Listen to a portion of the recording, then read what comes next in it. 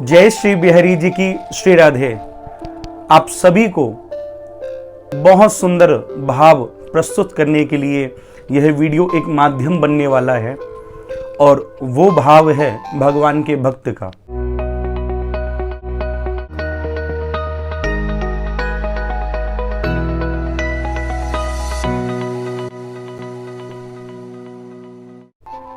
ये बात उस समय की है जिस समय युधिष्ठिर जी ने राजसूय यज्ञ किया और उस यज्ञ में ब्राह्मणों को इतना दान किया कि उस दान को लेकर ब्राह्मण लोग अपने घर भी नहीं पहुंच पाए।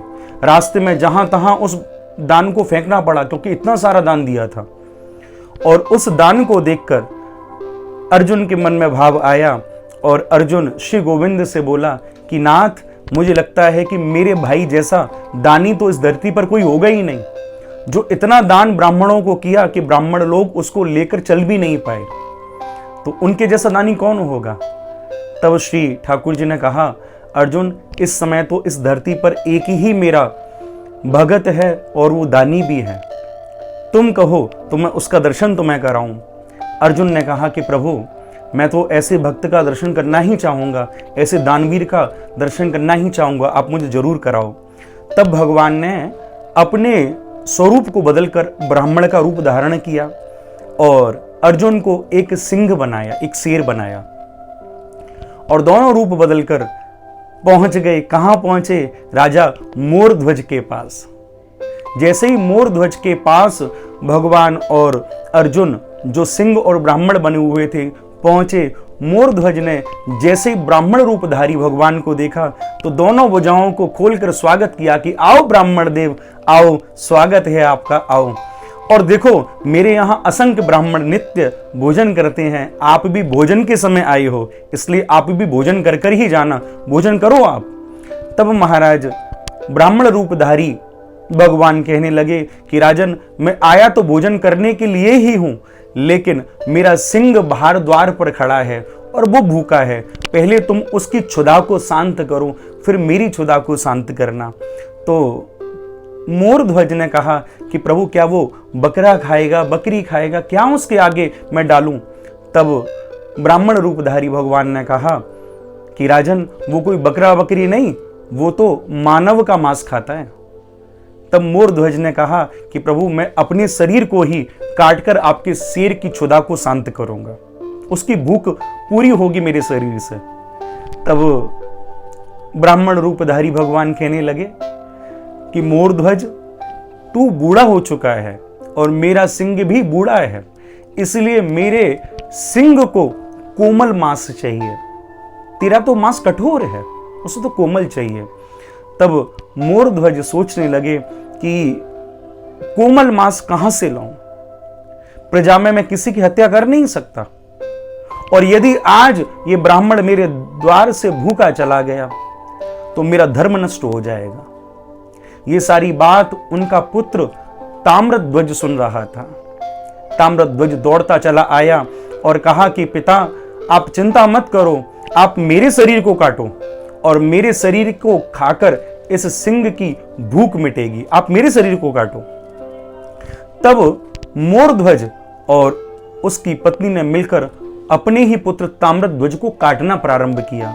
उस क्षण भगवान, जो ब्राह्मण रूप से आए हुए थे, कह दिया कि मोरध्वज, यदि तेरी आंखों से और तेरी पत्नी की आंखों से आंसू आए तो मैं तेरे द्वार से भूखा ही चला जाऊंगा।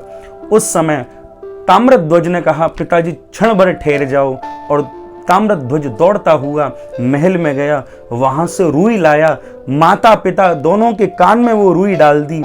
तब पिता ने पूछा कि ताम्रध्वज, ये रुई क्यों लगा दी?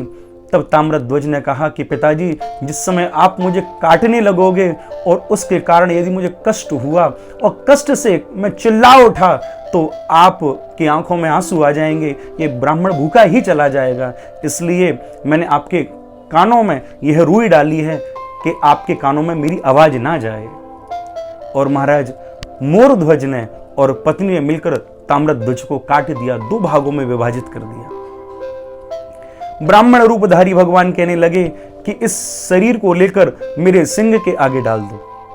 सिंह के आगे जब वो शरीर डाला गया तो महाराज क्या हुआ, आधे शरीर को खाकर ही उस सिंह की क्षुधा शांत हो गई, पेट भर गया। तब ब्राह्मण रूपधारी भगवान बोले कि इस आधे शरीर को फेंक दो। उस समय उसकी पत्नी की आंखों से आंसू आ गया और ब्राह्मण रूपधारी भगवान फिर पुनः बोले कि मैंने मोर ध्वज तुम्हें कहा था तुम रोओगे नहीं, तुम्हारी पत्नी की आंखों में आंसू है। तो उस समय पत्नी ने कहा कि प्रभु मैं इसलिए नहीं रो रही कि मेरा पुत्र मर गया, मैं तो इसलिए रो रही हूं कि मेरे पुत्र का आधा शरीर ही किसी के काम में आया, बाकी तो आधा व्यर्थ गया, मैं इसलिए रो रही हूं। और फिर महाराज मोरध्वज ने कहा कि प्रभु अब आपके सिंह का पेट भर चुका है, उसकी क्षुधा शांत हो चुकी है, आप भी भोजन कर कर मुझे कृतार्थ करें, आप भोजन करें। तब ब्राह्मण रूपधारी भगवान कहने लगे, मोरध्वज मैं तेरे यहाँ खा कैसे सकता हूं, तेरे हाथ का खा कैसे सकता हूं, अरे तू तो बाल हत्यारा है, तूने अभी अभी अपने बच्चे को मारा है, मैं कैसे तेरे हाथ का खा लूं।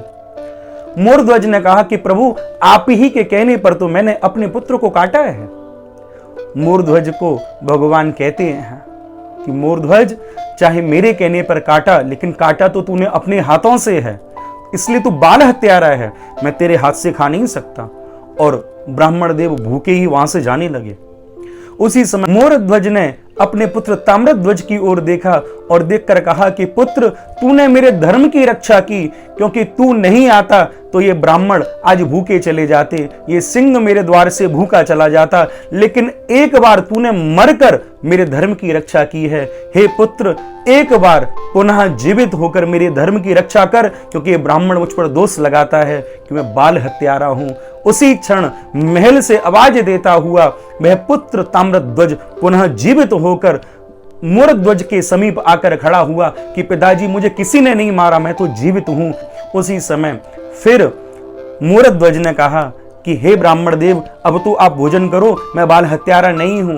उसी क्षण भगवान दो भुज त्याग कर चतुर्भुज हो गए और जो सिंह था वो अर्जुन के रूप में परिवर्तित हो गया। और उस समय भगवान ने अर्जुन की ओर देखा, तब अर्जुन ने स्वयं कहा कि प्रभु ऐसा भक्त तो मैंने कभी नहीं देखा जो अपने धर्म के रक्षण के लिए अपने पुत्र तक का बलिदान दे दे।